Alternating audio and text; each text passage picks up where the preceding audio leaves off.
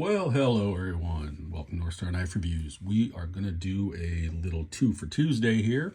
Hadn't planned to do one, but I had a Zoom meeting that got canceled, so I find myself with a little extra time, and what better way to use it than to look at some knives, right? So today, first, there's an open tag started by Tom over at Knife Delights, so thank you to him. And I'm going to take a look at a brand that I don't see a whole lot of people talking about these days, although there are quite a few of them out there, and they're very inexpensive, and that's Richards of Sheffield.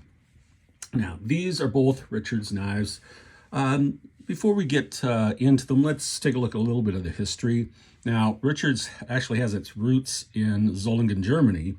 There was a company started there by Heinrich and Johann Reichardt called Gebrüder Reichardt and Sohn, which means Richards, brothers, and son.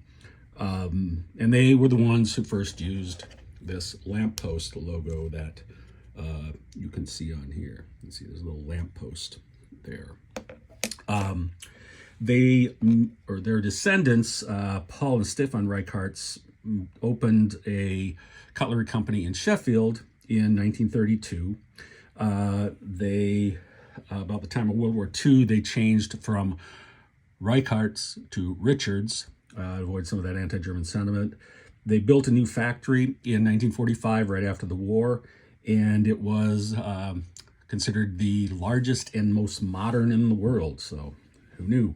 But by 1960, they were the largest cutlery maker in Sheffield, and they had almost 60% of the British pocket knife market.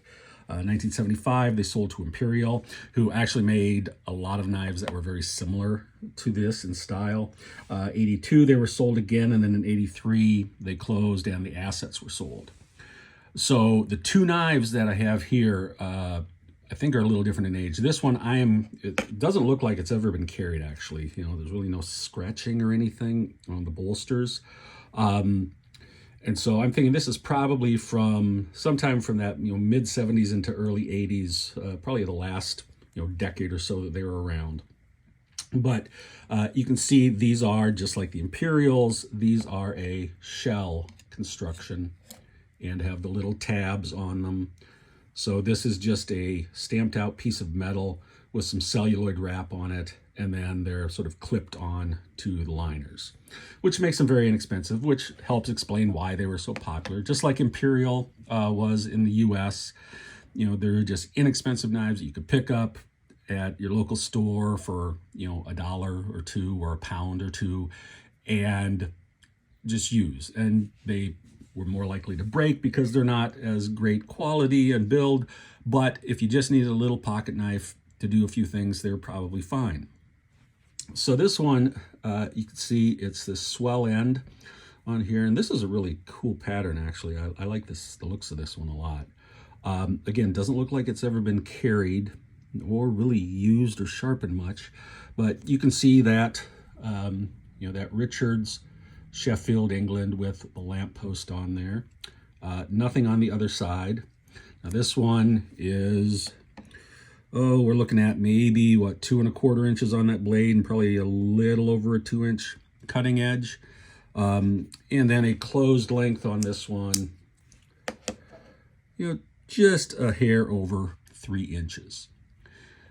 This one is a little older, I'm going to guess, and it's not in as good a shape. You can see it's got some dings. Here, let me get this in focus a little more. You see it's got some little dings in the celluloid, but again, this is a shell construction.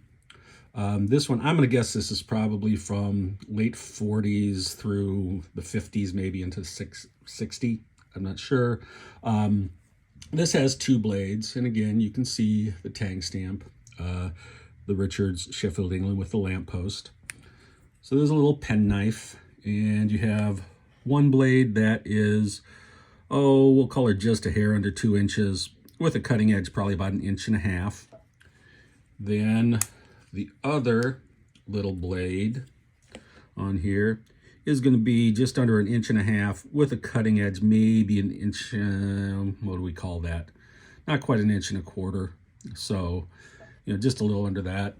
And again, this has this sort of, pearlescent celluloid over it.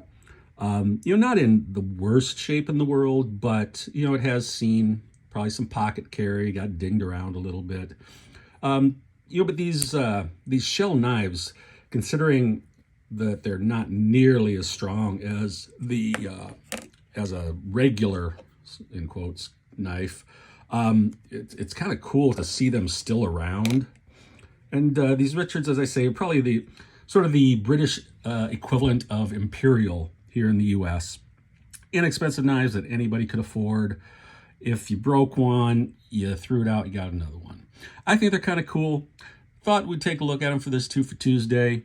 Thanks again to Tom for this open tag. If you haven't subscribed to Knife Delights, for all, love of God, go do it. Tom's a great guy, has some great stuff on there. Anyhow, you guys have a great day. I'm going to get back to work. You stay sharp, and I'll talk to you next time.